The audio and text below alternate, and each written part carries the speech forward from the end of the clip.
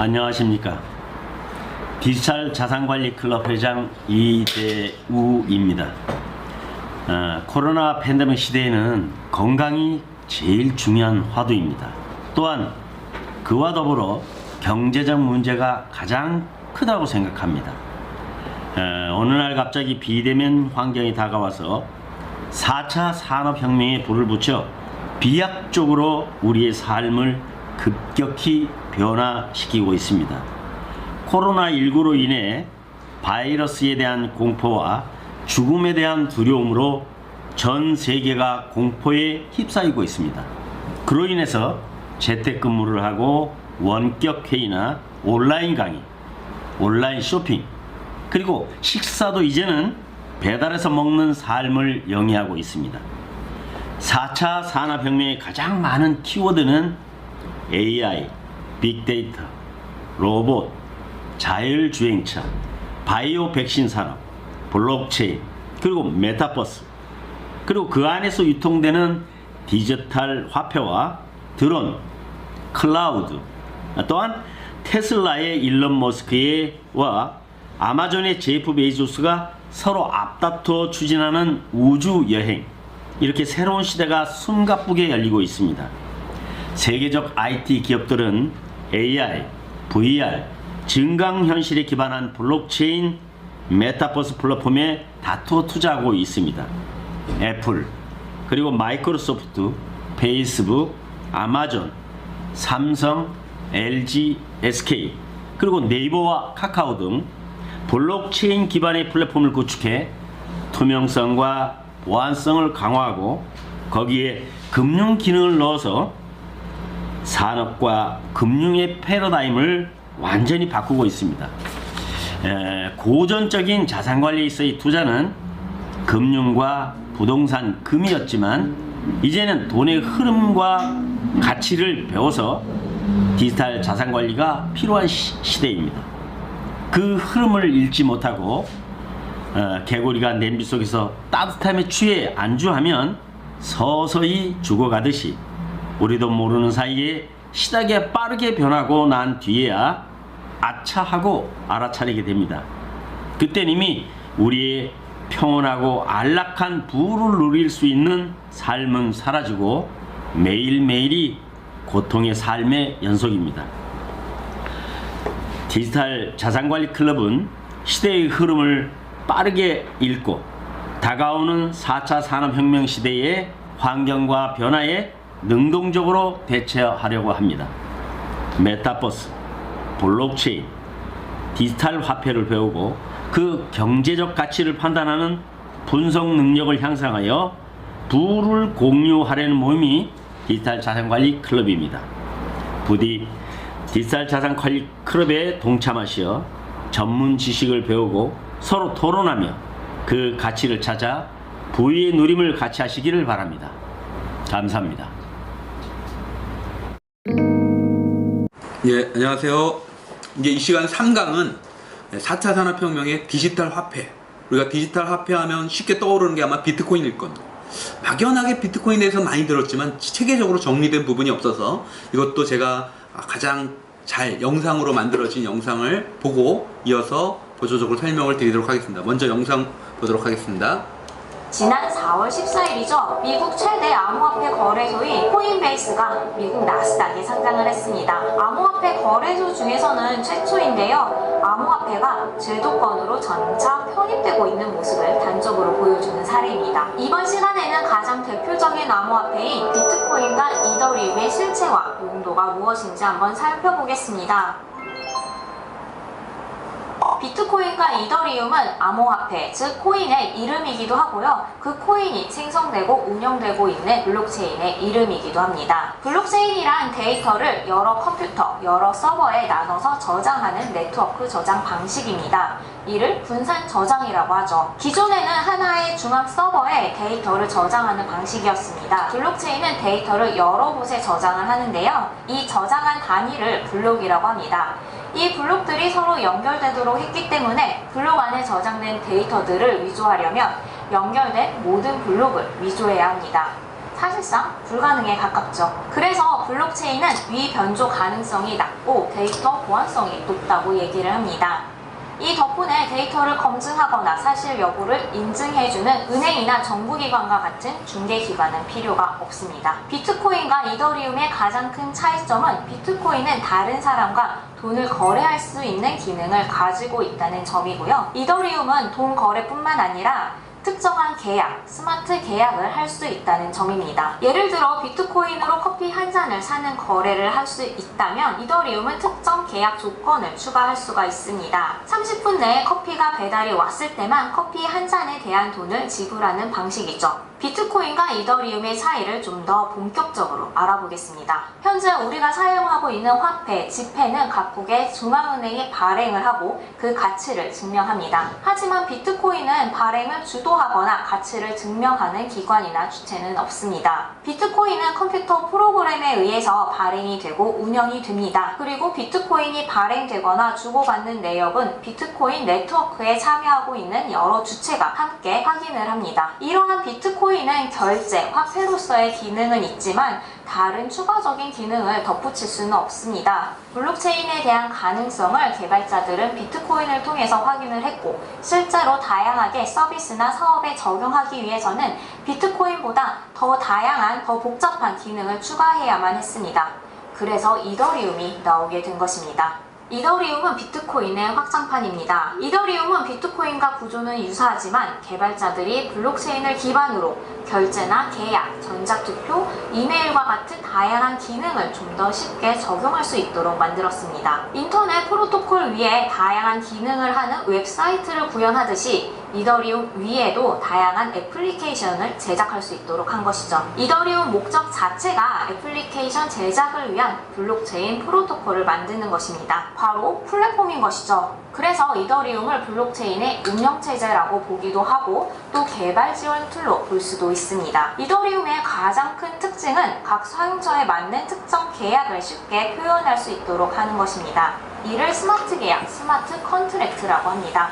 아까 제가 커피 주문에 대한 예시를 들었었잖아요. 다시 한번 커피 주문의 사례를 들고 와보겠습니다. 만약 제가 티타임즈 카페에 커피 한 잔 주문을 넣었습니다. 주문 조건에 30분 내에 커피 배달이 완료되었을 때만 3,000원을 주는 조건을 달았습니다. 이 주문 내용 정보가 담긴 토큰을 발행해서 티타임즈 카페에 보내고 저도 하나 갖고 있습니다. 그리고 이더리움에 참가하는 다른 네트워크 참가자들도 이 토큰을 가지고 있겠죠. 그래서 티타임즈가 30분 내로 저한테 커피 배달을 완료를 했다면 저는 이를 확인을 하고 제가 갖고 있는 토큰의 확인 버튼을 누릅니다. 그리고 티타임즈 카페도 이 토큰을 확인을 하고 조건이 충족되었기 때문에 3,000원을 인출할 수 있는 것입니다. 사실 이러한 프로세스는 지금과 크게 다르지는 않습니다. 하지만 티타임즈 카페가 정말 카페가 맞는지 아니면 제가 정말 3,000원을 갖고 있는지 이러한 것들을 다 검증하기 위한 순간 매개체가 있었습니다. 하지만 이더리움을 비롯한 블록체인에서는 이러한 플랫폼들은 필요가 없어지게 됩니다. 굳이 네이버나 배달의 민족 플랫폼을 활용하지 않더라도 다른 네트워크 참여자들과 함께 이들의 조건이 충족을 했는지 같이 증명을 해주기 때문입니다. 그래서 블록체인이 나오면 지금의 플랫폼들은 사라질 수도 있겠죠. 이러한 이더리움은 현재 인터넷에서 사용되고 있는 거의 모든 서비스나 기능을 대체할 수 있습니다. 앞서 비트코인이 결제를 위해 사용된다고 말씀을 드렸잖아요. 결제가 되기 위해선 가장 중요한 조건이 하나 있습니다. 바로 가격이 안정적이어야 하는 것이죠. 물론 원화나 달러 등 법정 통화도 그 가치가 항상 같지는 않습니다. 하지만 오늘 1,000원의 가치는 내일 1,000원의 가치와 변동이 없을 것이라는 믿음과 안정성 덕분에 우리는 법정화폐를 돈으로 사용하고 있는 것입니다. 단기적으로는 큰 변동이 없을 것이라는 믿음이죠. 하지만 지금의 비트코인은 이러한 믿음을 갖기가 쉽지 않습니다. 변동성이 매우 큽니다. 이렇게 비트코인은 지금 결제 수단으로 사용하기에는 한계점을 갖고 있지만 비트코인을 화폐로 적용하려는 시도가 없는 건 아닙니다. 세계 최대 온라인 결제 업체인 페이팔은 비트코인을 포함한 일부 암호화폐 결제를 허용하겠다고 발표했습니다. 또 스타벅스, 테슬라도 비트코인을 통한 상품 결제가 가능해질 것으로 보입니다. 하지만 이러한 시도에도 불구하고 현재 비트코인은 결제 수단이나 화폐보다는 금을 대체하는 가치 저장 수단의 기능을 하는 한다는 평가를 받고 있고 앞으로도 그럴 것이라고 보는 전문가들이 많습니다. 처음에 비트코인을 개발한 사토시 나카모토가 작성한 비트코인 백서의 개요를 보면 온라인 페이먼트, 즉 결제 기능을 주로 언급하고 있습니다. 비트코인이 투자 자산이 될 것이라는 얘기가 들어있지는 않죠. 근데 왜 기관들은 비트코인을 가치 저장소로 인식하기 시작한 것일까요? 코로나로 인한 경기 침체로 인해 이를 극복하기 위해서 지난해 이후 각국 중앙은행은 유동성 공급을 확대를 하면서 화폐 가치가 떨어지는 인플레이션 우려가 언급되고 있습니다. 투자 자산의 가치가 하락하는 것을 막기 위해 투자기관들은 투자할 곳을 찾다가 비트코인을 발견한 것이죠. 비트코인의 단기 변동성은 크지만 장기적으로 봤을 때는 전체 자산의 가치를 높일 수 있는 수단이라고 본 것입니다. 실제로 세계 최대 자산 운용사인 블랙록은 지난 2월에 비트코인 투자를 하겠다고 발표했습니다. 미국 시티은행은 기관 투자자들에게 비트코인 21세기의 금이라는 제목의 리포트를 배포하기도 했습니다. 시티은행은 이 보고서를 통해서 비트코인 가격이 올해 31만 8천 달러, 한화로 약 3억 6천만 원까지 갈 수 있을 것이라고 내다봤습니다. 그러면 가치 저장소 중에서도 왜 비트코인을 금을 대체할 가치 저장소로 보는 것일까요? 금은 투자 포트폴리오에서 인플레이션 해지 수단으로 많이 활용이 됩니다. 역사적으로 봤을 때 달러가 강세면 금은 약세, 그리고 달러가 약세면 금은 강세를 보여왔습니다. 그리고 비트코인이 등장한 이후에는 달러가 강세일 때 금과 비트코인은 같이 약세, 그리고 달러가 약세일 때 금과 비트코인은 같이 강세인 모습을 보여왔습니다. 금과 비트코인의 흐름이 유사하게 갔던 것이죠. 다만 지난해 말 이후부터는 금의 가격은 하락은 했지만 비트코인의 가격은 끝없이 오르고 있습니다. 무엇보다도 비트코인을 금과 유사하게 보는 이유는 비트코인이 두 가지 조건을 가졌기 때문입니다.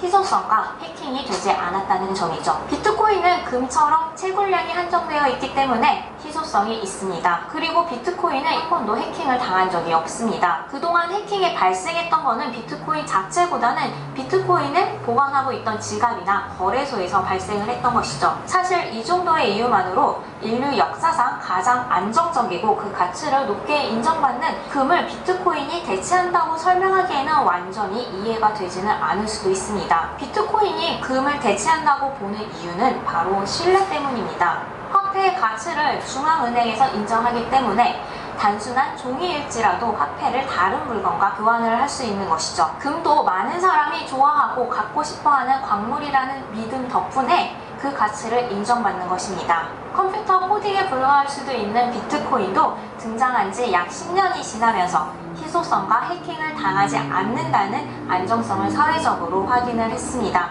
비트코인의 가격이 단기적으로는 변동성이 높더라도 장기적으로는 금처럼 없어지지 않고 활용될 수 있다는 신뢰가 쌓이면서 가치 저장 수단으로서 그리고 금으로 비유될 수 있는 것입니다.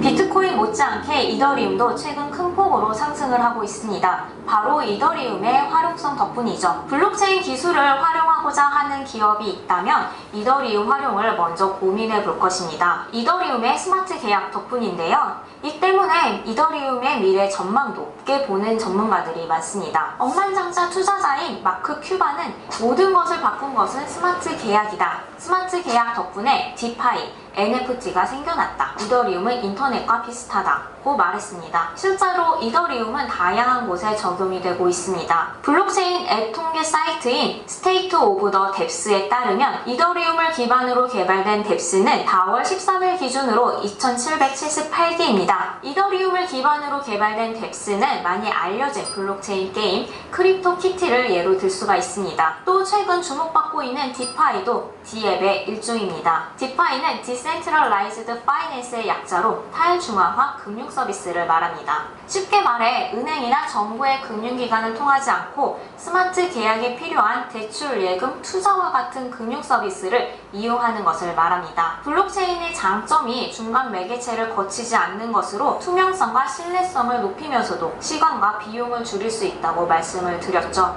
디파이는 바로 이 점을 활용한 것입니다. 디파이 사례로는 아직 국내에는 많이 알려져 있지 않지만 탈중앙화 암호화폐 거래소인 유니스와 암호화폐를 담보로 대출을 해주는 컴파운드 클라우드 등의 프로젝트가 있습니다. 디파이 외에도 최근에는 NFT를 통해서 이더리움이 다시 주목을 받고 있습니다. 현재 NFT 대부분이 이더리움을 기반으로 돌아가고 있기 때문이죠. NFT는 대체 불가능한 토큰을 의미합니다. 각 코인마다 담긴 정보가 달라 각각 다른 가치를 가진 고유의 자산입니다. 이 세상에 단 하나의 NFT만 존재를 하고 복제는 할 수 없습니다. 최근 미술품 NFT가 높은 가격에 거래되기도 하고 NFT로 수제품을 만들기도 합니다. NFT에 대한 더 자세한 내용은 얼마 전 이재원 기자가 정리한 영상을 참고하시면 될 것 같습니다. 이렇게 이더리움을 활용한 서비스와 애플리케이션을 사용하기 위해서 이더리움 위에서 돌아가는 이더리움 코인의 수요가 늘어나고 있습니다. 그래서 이더리움의 가격이 높아지고 있는 것이죠.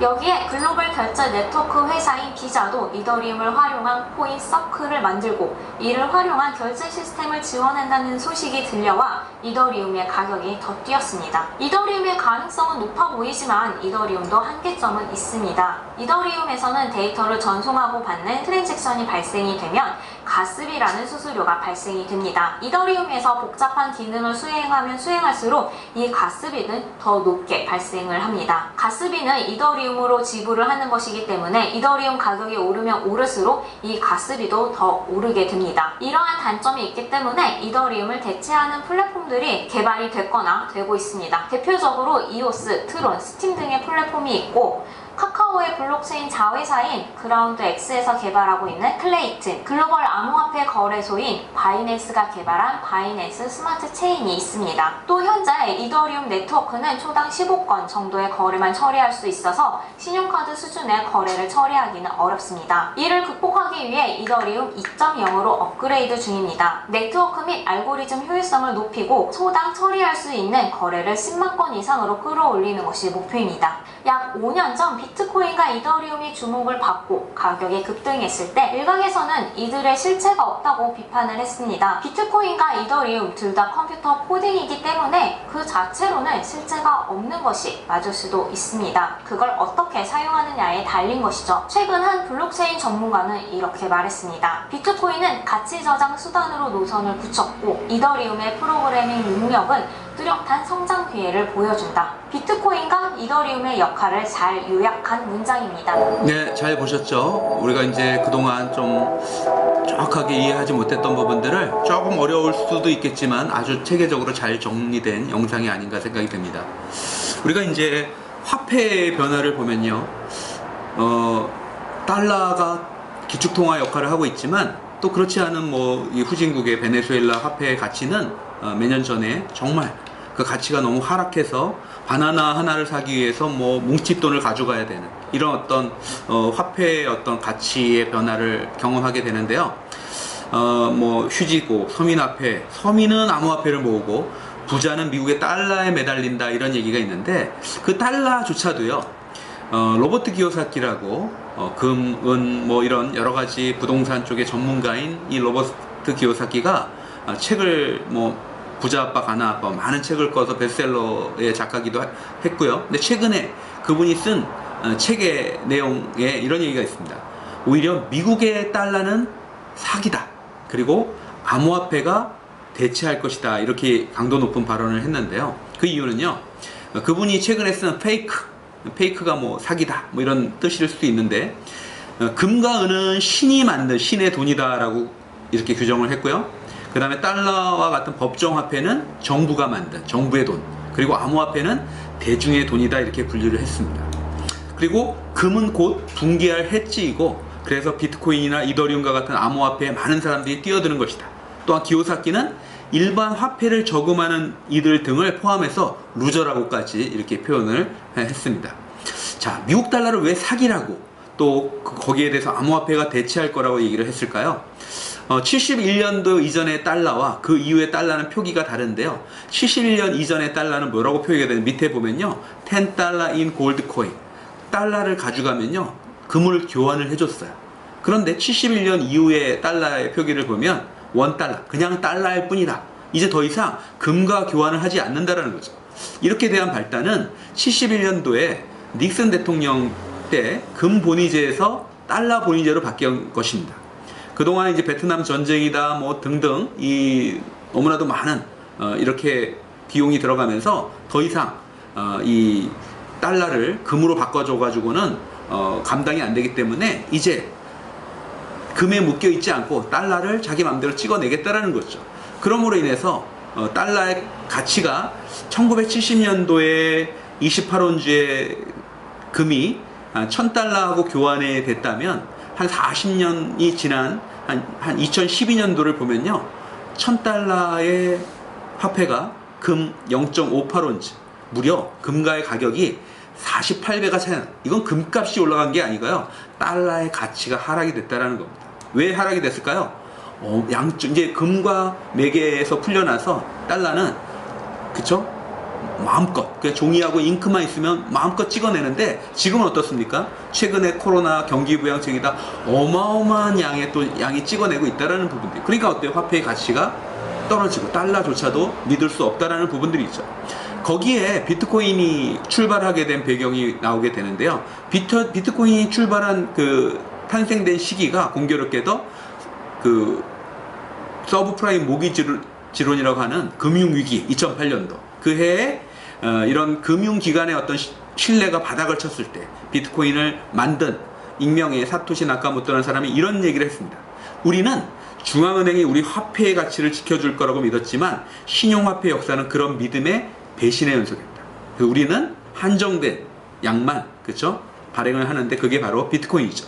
비트코인은 어떻게 생성이 되냐면 이렇게 암호화를 돼서 그 암호화 블록을 맞추는 걸 채굴이라고 하고요, 컴퓨터로 그것을 풀어내게 되는데, 그렇게 되면은 2100만 개의 비트코인 한정된 양을 반감기라는 걸 통해서 한꺼번에 쏟아져 나오지 않고 채굴량을 점점 줄여가서 어떤 희소성 이에 대한 부분들을 높이게끔 잘 설계가 되어 있기 때문에 현재 2100만 개 가운데 남아있는 것은 한 200만 개 정도 앞으로 채굴된 양보다 나올 게 턱없이 적다라는. 그러니까 어때요?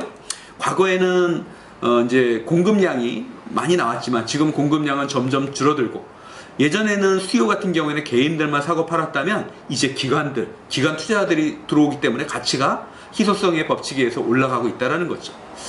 그런 측면에서 최근에는 가상화폐 제도권 이제 편입이 눈앞에, 과거에는 이제 어떤 제도권 밖에 있었다면 이제 특검법이나 국회 법사위 통과가 돼서 이제 내년부터는 또 세금을 매긴다고 하지 않습니까? 그래서 이제 더욱더 많은 기관 투자자들이 이 시장에 들어오고 가치 상승은 더 커질 걸로 예상을 하고 있는 부분들입니다.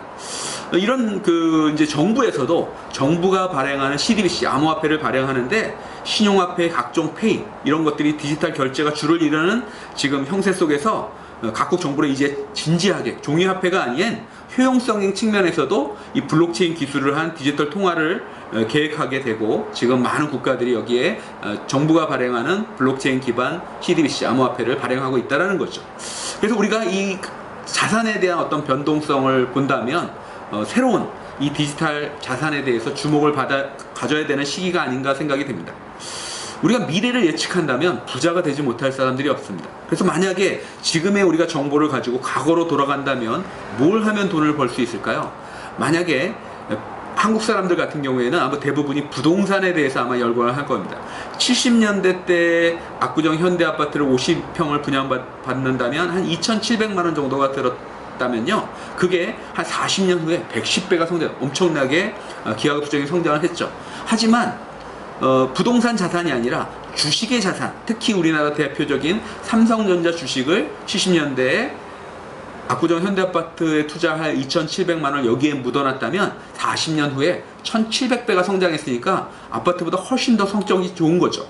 그런데 그 이후에 최근에 한 10여 년 전에 탄생한 이 비트코인 같은 경우를 보면요, 40년이 아니라 무려 한 10년이 되지 않아서 수천만 매의 성장이 됐다는 거. 인류 역사는 이렇게 짧은 시간 안에 어떤 특정 자산이 같이 성장한 사례는 없었습니다. 그래서 우리가 여기에 대해서 주목을 해야 되는데, 암호화폐는 변동성이 너무 크다 보니까 너무 위험하지 않나. 하지만 이것이 이제 제도권 안으로 들어오고 안정적이 되면 큰 변동성은 사라지겠지만, 그러나 더 큰 어떤 수익성도 사라지겠죠. 그래서 지금 시점에서 우리가 암호화폐, 디지털 자산에 관심을 가져야 되는 부분들은 코인의 부분 끝난 것이 아니라 다시 오게 될 것이고, 전보다 더 큰 어떤 붐들이 일어날 것이기에 우리가 여기에서 기회를 찾아야 되는 부분들이 아닌가 생각이 듭니다. 3강은 여기서 마치고 마지막 4강을 통해서 그런 이 4차 산업혁명 시대에 이 디지털 자산을 내가 어떻게 그쵸? 포트폴리오를 통해서 구성하면 좋을지에 대해서 알아볼 수 있는 시간을 갖도록 하겠습니다. 이 시간 여기서 마치겠습니다. 감사합니다.